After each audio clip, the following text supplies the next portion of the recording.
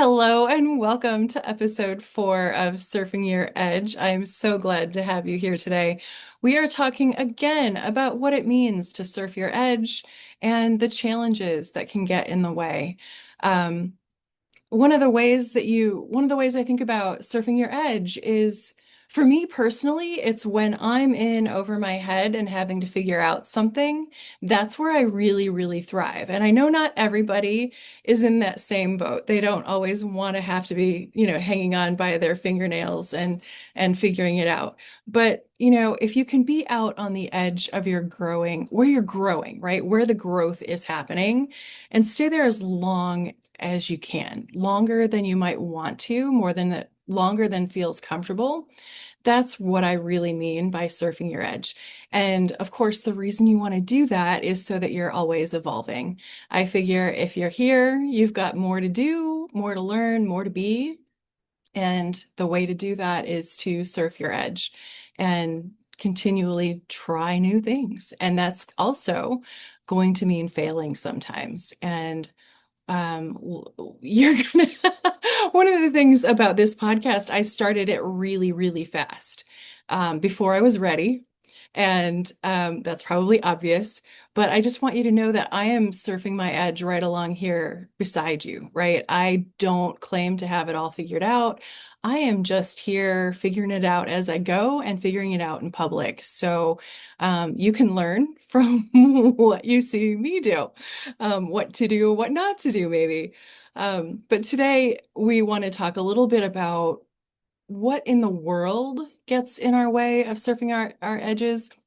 Yes, the last episode we talked about internal things that get in the way. Today, let's talk about what out in the world slows us down and keeps us from surfing that edge. Okay, the first thing I want to share is that a lot of times we, as middle-aged adults or older, have learned to reality size our dreams. When we were kids, we could dream anything was possible. And adults seem to encourage that in us, right? But then as we got older, it became more about, oh, that's not realistic, or, oh, that's not suited for you, honey. Your skills lie over here. You don't want to do this, right? So we start to get steered into a box or a lane, and we tend to learn the rules of that box or that lane. And the world tries to enforce that we stay there. And one part of that I call reality sizing, right? We don't want to look, we don't want to draw too much attention to ourselves, right? We also don't want to outshine someone else. We don't want to look too proud, right? Like, oh, look at me. And we also don't want to look ungrateful. This one is huge. There are so many women I know who are afraid to think about what a bigger, bolder, more badass life might look like because they're afraid it makes them look ungrateful for what they've already got. And that's just not the case. You can be super grateful for everything you've got and recognize all the goodness and still know that there's more for you to do, more for you to give, more for you to have. So, what we've learned to do is look around and see what everyone else is doing, and then kind of like, well, maybe I could do that, but just put my own little twist on it over here, right? We want to, or maybe I can't go for this, but maybe if I went for this, that would be acceptable, right? We learn to look around and see what everyone else is doing, and then make appropriate goals or visions or dreams, and we don't let ourselves fully explore what is out there for us. And I want to tell you that that is not my goal for you. I really want you to make the impossible goal and go for it. And if you get there, amazing. And if you don't, you're going to end up somewhere incredible regardless, right? So I will be here on this podcast, always encouraging you to stop reality sizing and to go for the impossible goal. It's more fun, right? The other thing that happens, aside from us, learning to look around and reality size, is that there are people out there who are enforcers. that are be like, oh, that's not the way it's done. Look around the industry. That's not the way it's done. Everybody does it this way. You need to do it this way. Um, I was in an organization, my first big job out of college. I was in a social change organization.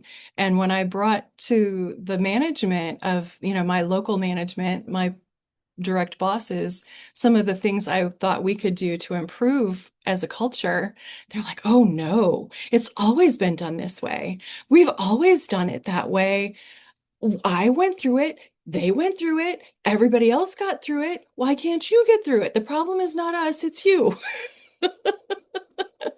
So even change organizations have a hard time, recognizing that they're enforcing a set standard.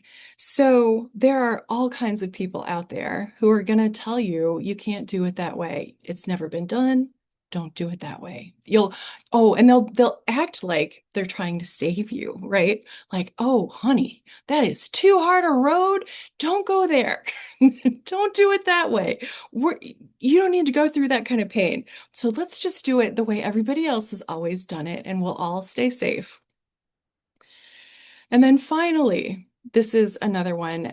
Those enforcers are often the people who love us most, or the people we love the most. They have gotten used to us being a certain way, and that makes us safe for them, right? They know pretty much what to expect, and they don't want to have to adapt alongside you. They might be afraid that you're going to get hurt, that you're going to be disappointed, that you're going to lose money or, time or whatever it is that is at risk. They're potentially truly afraid for you. But they also, I think, are concerned that when you start looking at yourself and start trying to grow in your way, that you're going to expect them to grow as well or to change. And that can be painful. And not everyone is willing and able to look at themselves and decide that they want to come along too. And they're worried they're going to get left behind. And in some cases, they might leave you before you're able to leave them, just proactively to protect themselves. So, surfing your edge is not for the faint of heart. It is a challenging thing. The world wants us, much of the world wants us to stay the way we are. So, if you are in this boat and you're starting to realize that there are things that you want that um, it might be hard for you to go get or to try, I want to suggest that there are ways to do it and there are people who will support you. Sometimes it's a matter of finding a new group of friends, a new coach, a new online community, someone who isn't as married to you being who you've always been and who can really help hold that vision of who you might become. The other thing is that you may not know what it is, what your edge is. You may not know what it is that will light you up. And you need friends along the way who will help you explore it and give you the opportunity to really feel into what is going to light you up. So that is what I have to say today about the world. And I really do want to just give you a little bit of encouragement that it's totally worth it. And I look forward to surfing my edge right alongside you. Thank you for surfing your edge with me on your way to becoming your bigger, bolder, badass self. This week, choose one idea from today's show that made you curious or furious, challenged you, or made you want to try something different. Play with it and see what happens. I've always got a special gift for you, so click the link below to find out what it is and come back next week to catch a brand new wave. Until then, I am wishing you wonder.